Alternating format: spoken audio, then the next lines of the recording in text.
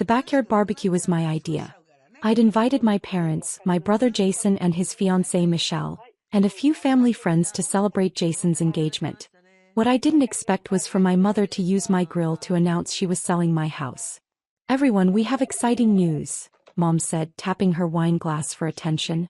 "David and I have found the perfect way to give Jason and Michelle their dream wedding."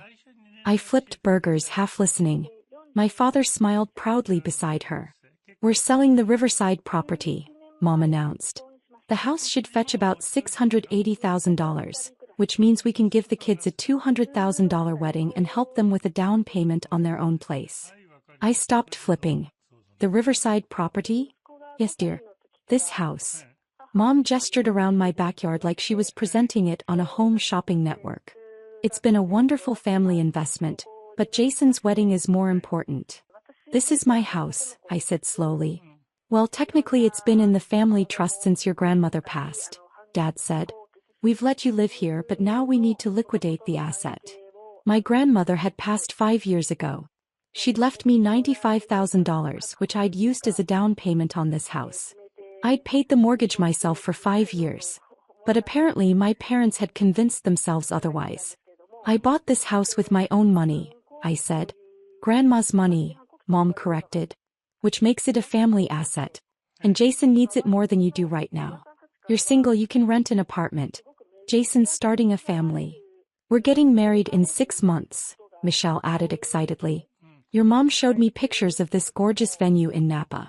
It's $85,000 just for the venue, but it's so worth it." I looked around at my guests.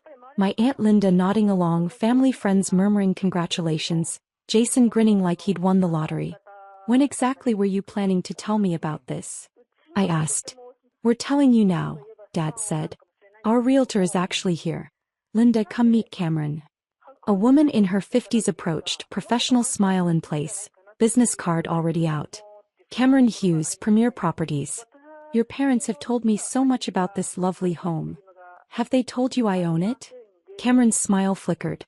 "They mentioned it was a family property being sold for estate purposes." "It's not an estate property. It's my primary residence that I purchased 5 years ago." "Drew, don't be difficult," Mom said. "We've already signed the listing agreement. Cameron's scheduling the photographer for next week." I set down my spatula. "You signed a listing agreement for a house you don't own?" "Hold up. We're the beneficial owners through the family trust," Dad insisted, though his voice was less confident now. "Your grandmother's inheritance paid for it." "Grandma's inheritance was my down payment. I've paid the mortgage for 5 years. Alone. From my salary." I pulled out my phone. "Would you like to see my mortgage statements?" "That's not necessary," Mom said quickly. "The point is, the money came from family, so the house belongs to the family. Now the family needs it for Jason's wedding." "A $200,000 wedding," I repeated. "It's not just the wedding," Jason said. "Michelle and I need help with a down payment too. Mom said we'd get at least $100,000 from the house sale." "From selling my house that you don't own?" "Stop saying that," Mom snapped. "You're being selfish. This is your brother's wedding. Don't you want him to be happy?" "I want him to have a wedding he can actually afford." "We can afford it once we sell the house," Dad said. Cameron was looking increasingly uncomfortable. "Mr. and Mrs. Patterson, perhaps we should verify the ownership situation before we proceed with." "There's nothing to verify," Mom interrupted. "Drew is just being stubborn because he doesn't want to share. He's always been like this." I'd been like this since I was 26 and bought my first house with money I'd saved. Since I'd worked 60-hour weeks as an architect to afford the mortgage. Since I'd renovated the kitchen myself last year and landscaped the yard the year before. But to my parents I was just being stubborn. "I'm going to get something from inside," I said. "Cameron, please don't leave." In my home office I pulled out my property file. Deed showing sole ownership. Mortgage documents in my name only. Property tax records showing 5 years of payments from my account. Title insurance. Everything that proved this house was mine. I returned to find Dad showing Cameron around the yard, pointing out features like he owned the place. "The deck is composite, very low maintenance," Dad was saying. "And the landscaping is professionally done. Increases value significantly." "I did the landscaping," I said. Myself. Because it's my house. I handed Cameron my deed. She scanned it, her professional expression shifting to concern. This shows Andrew Patterson as sole owner. Not a trust, not your parents. You. That's what I've been trying to tell everyone. But Grandma's money, Mom started, was a gift to me that I used for a down payment on a house I bought. In my name only.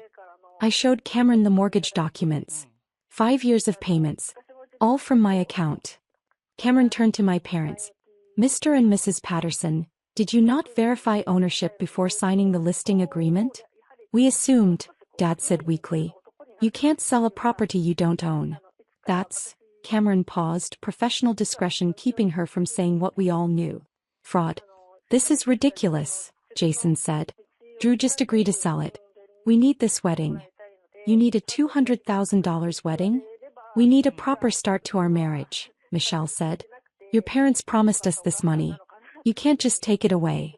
I'm not taking anything away. They're trying to sell something that isn't theirs.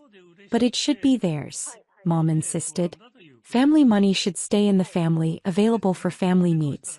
You're being selfish by keeping it all for yourself. Revelation. I'm being selfish by keeping my own house? Yes, Jason said flatly. You have all this space, all this value, and you won't help your own brother. I looked at him. My younger brother who'd never held a job longer than 2 years, who'd asked me for money at least a dozen times, who was now planning a wedding that cost more than my annual salary. Jason, what do you do for work right now? I'm between positions, he said defensively. He's transitioning careers, Michelle corrected. He's going to start a consulting business after the wedding. With what capital? With the money from the house sale, Michelle said as if this was obvious. So you're planning to start a business with money from selling my house without my permission. When you put it like that, you make it sound bad, Jason muttered. Cameron was gathering her things. I need to void that listing agreement. Mr. and Mrs. Patterson, you've signed a contract to sell property you don't own. That's actionable. Actionable. Dad's face paled. The owner, your son, could pursue legal action for attempted fraud. I need to cancel this immediately and report it to my broker. Report it. Mom's voice rose. Cameron, we're friends. You went to college with Linda. Surely we can work this out quietly. I can't quietly cover up an attempt to sell someone else's property. That could cost me my license. She left quickly, already on her phone, probably calling her broker. Aunt Linda stood up. Drew, surely you can compromise. Family should help family. Aunt Linda, they tried to sell my house without telling me. Where's the compromise in that? They assumed you'd agree once you understood Jason's needs. They assumed wrong. $200,000 for a wedding, I said to Jason. Do you hear how insane that sounds? It's Michelle's dream wedding, Jason said.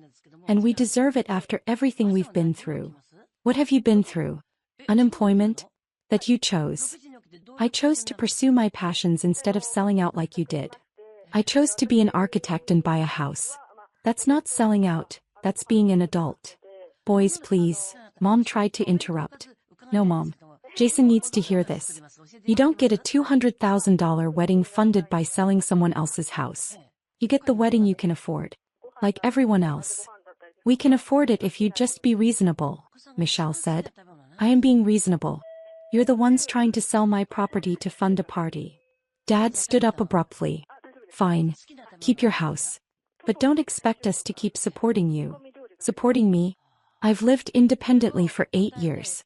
When have you supported me? We gave you grandmother's inheritance. She gave it to me, in her will, that you had no control over. We could have contested it, Dad said. On what grounds? She left it to me because I was the only grandchild who visited her every week for the last 3 years of her life.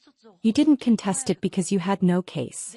The backyard was silent except for burgers burning on the grill I'd forgotten about. Resolution. So that's it. Jason asked finally. You're really going to keep your house and let my wedding fall apart? Your wedding isn't falling apart. Your $200,000 venue plan is falling apart. Have a wedding you can afford. We've already put down deposits, Michelle said, tears forming. We've sent save the dates. Everyone knows about the Napa venue. Then you'll need to explain the change. That's not my problem. My parents gathered their things in angry silence. Jason and Michelle left without saying goodbye. Aunt Linda gave me a disappointed look on her way out. Only my friend Marcus remained, helping me scrape burned burgers off the grill. That was intense, he said. They tried to sell my house, Marcus. I heard. Your mom is something else. They really believe it belongs to them. Because 15% of the down payment came from my grandmother. The grandmother who left the money to you specifically. Doesn't matter. In their minds, family money means their money. Marcus scraped in silence for a moment. You doing okay? I will be. Once I change my locks. You think they'd try something? I think my mother still believes she's right and I'm being selfish. So yeah, I'm changing my locks. The next day, I received an email from Cameron's broker apologizing for the incident and confirming the listing agreement was void. My parents sent a text saying I was no longer welcome at family gatherings until I reconsidered my priorities. Jason called once, asking if I'd at least contribute $50,000 to the wedding as a gift. I declined. 3 months later, I heard through Aunt Linda that Jason and Michelle had a small wedding at a local venue. 50 guests instead of 200. It cost $8,000 total, which my parents paid. It was actually lovely, Aunt Linda told me. More intimate than the Napa plan would have been. I'm glad it worked out. Your mother still isn't speaking to you. I know. She really believed the house should be sold for Jason. I know that too. Doesn't make her right. I hung up and looked around my living room. My living room in my house that I'd bought with my money and nearly lost to my family's entitlement. They'd tried to sell it without asking. They'd signed listing agreements. They'd counted profits from an asset they didn't own. And when confronted with the actual deed, they'd blamed me for their fraud. My house. My deed. My boundary. Exactly as it should be. Hi, I'm Lisa Martinez, and this is the story of how my mother-in-law's dream vacation turned into her worst nightmare. Sometimes the people you look down on aren't quite as powerless as you think. I met David Anderson at a coffee shop where I worked as a barista while pursuing my master's degree in business. He was different from the other wealthy customers. Kind, genuine, and never made me feel less worthy because I was serving coffee. When we fell in love, I thought I'd found my fairy tale ending. Little did I know, his mother Eleanor would make it her life's mission to break us up. Eleanor Anderson wasn't just rich. She was old money wealthy, the kind who considered anything less than a private jet to be slumming it. From day one, she made it clear that a coffee girl wasn't welcome in the Anderson family. Darling, she'd say to David while I was right there, remember the Rothschild girl? She just got back from Paris, still single, but David stood by me, and we got married in a simple ceremony that Eleanor deemed embarrassingly quaint. For 3 years, I endured her constant belittling. At every family gathering, she'd make subtle digs about my background. Oh, Lisa dear, is that dress from a department store? Or, how fascinating that you used to serve coffee. It must be so nice to never have to work again. What Eleanor didn't know was that while I was making coffee and studying, I'd also been investing in cryptocurrency since its early days. Those investments had grown into a fortune that would make even the Andersons look middle class. But I kept quiet, living simply and reinvesting my profits. David knew about my wealth, but respected my desire to keep it private. The breaking point came during the planning of the annual Anderson family vacation. Every year, Eleanor organized an extravagant trip for the entire extended family, a tradition she used to showcase her wealth and control over the family. This year's planning dinner was held at Eleanor's mansion. As everyone gathered in her opulent dining room, she unveiled her grand plan. I've arranged something special this year, she announced, practically glowing with self-importance. I've booked the entire Royal Pearl Island resort for 2 weeks. Private beaches, personal chefs, helicopter tours, only the best for the Andersons. The family oohed and awed appropriately. Royal Pearl was one of the most exclusive private island resorts in the Maldives, normally reserved years in advance. Now, Eleanor continued, her eyes fixing on me with familiar disdain, about the guest list. Given the exclusive nature of this vacation, we need to maintain certain standards. I knew what was coming even before she said, Lisa dear, she said with false sweetness, I'm sure you understand that this sort of vacation requires a certain refinement. Perhaps it would be better if you sat this one out.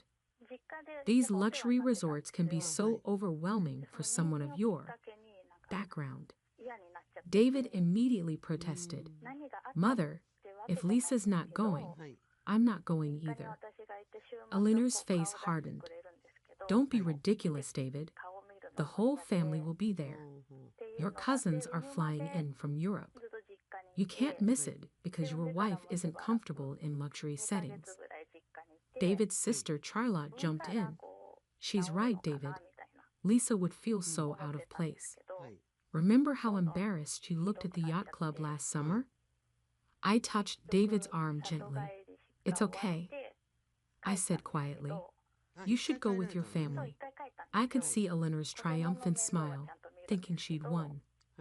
What she didn't know was that I'd been making some arrangements of my own. You see, 6 months ago, when I heard Eleanor talking about wanting to book Royal Pearl Island, I'd made a few calls. The resort had been struggling financially due to the economic downturn, and its owner was looking for a quiet buyout.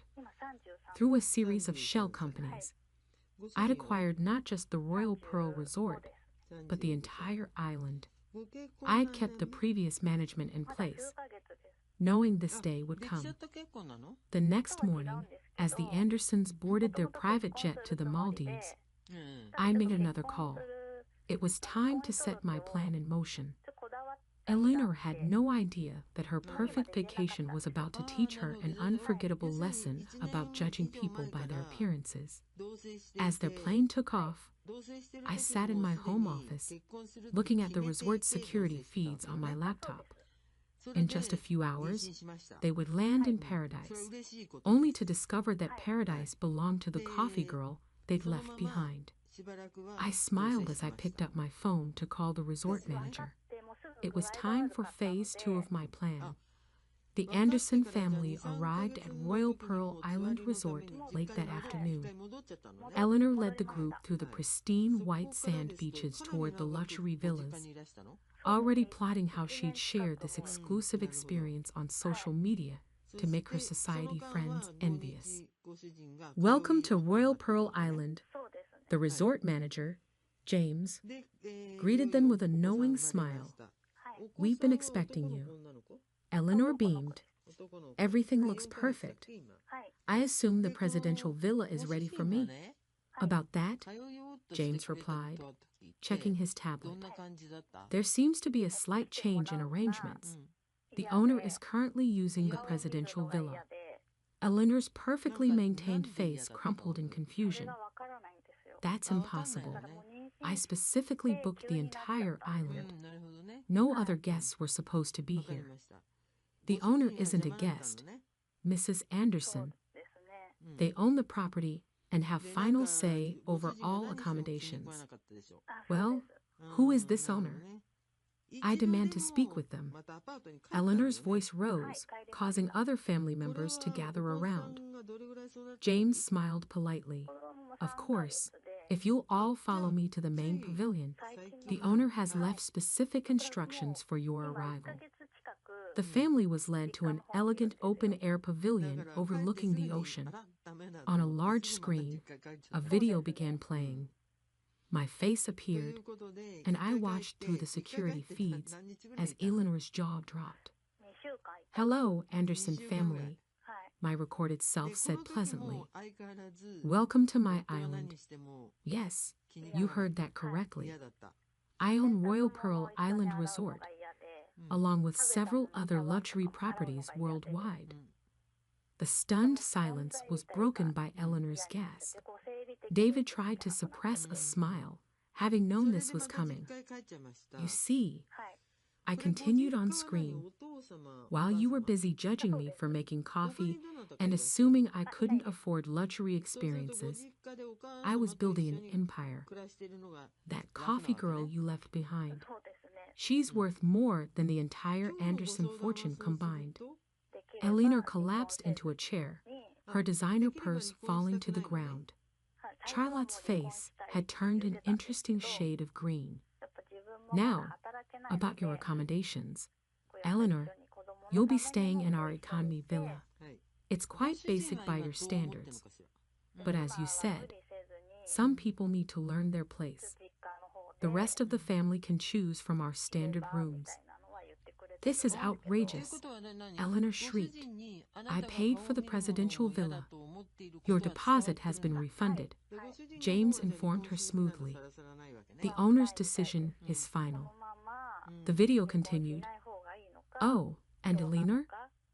Remember how you said luxury resorts can be overwhelming for someone of my background? Let's test that theory. I've arranged for you to work as a server at the beach bar during your stay. Consider it a learning experience about judging people based on their jobs. Eleanor's face contorted with rage. I will not. Do you know who I am? Yes, James replied calmly. You're the mother-in-law of our owner, who has left strict instructions. If you don't wish to comply, you're welcome to leave. Though the next flight out isn't for 3 days. What followed was chaos. Eleanor threatened lawsuits, demanded phones, which mysteriously had no signal, and even tried to arrange for a private helicopter, all unavailable, by my orders. For the next 2 weeks, the mighty Eleanor Anderson served drinks to her own family members, wearing the standard staff uniform she'd so often mocked. Every time she delivered a cocktail, the server badge gleamed with her name. Eleanor, trainee. But this isn't just a story about revenge. On their last day, I arrived at the island. Eleanor was serving at the beach bar, her designer clothes replaced by the simple staff uniform. Her carefully maintained appearance wilted in the tropical heat. Having fun? I asked, sitting at the bar. She stared at me, her anger seemingly replaced by exhaustion. Why did you do all this? Because you needed to learn that worth isn't determined by background or bank accounts. I replied. Every person who served you a drink, cleaned your room, or cooked your meals is a human being deserving of respect. Tears formed in her eyes. I never thought about it that way. I know, I said softly. That was the problem. From that day forward, Eleanor Anderson was a changed woman. The experience of walking in someone else's shoes literally transformed her perspective. She started a foundation providing educational scholarships to service industry workers, and yes, she finally learned to treat people with respect regardless of their job or background. These days, our family dinners are different. Eleanor asks the serving staff about their lives and dreams. She remembers their names and stories. Last Christmas, she even insisted on serving dinner herself, saying it helps her stay grounded. The Royal Pearl Resort? It's still mine, but now it runs a unique program where privileged individuals can experience working in service positions. Eleanor helps run it, sharing her story as a cautionary tale about prejudice and pride. As for David and me, we still enjoy our morning coffee at the same shop where we met. Sometimes Eleanor joins us, chatting easily with the baristas she once would have ignored. She's learned that true character isn't about how you treat your equals. It's about how you treat those you once considered beneath you. Last week, she surprised me with a handmade photo album filled with pictures from that infamous island vacation. On the final page, she'd written, "Thank you for teaching me that the best view of life comes from getting off your high horse. I keep that album in my office at the resort, a reminder that sometimes the greatest luxury isn't about thread counts or private jets. It's about the ability to see the worth in every person you meet. And Eleanor, she still works one shift a month at the beach bar. She says it keeps her humble.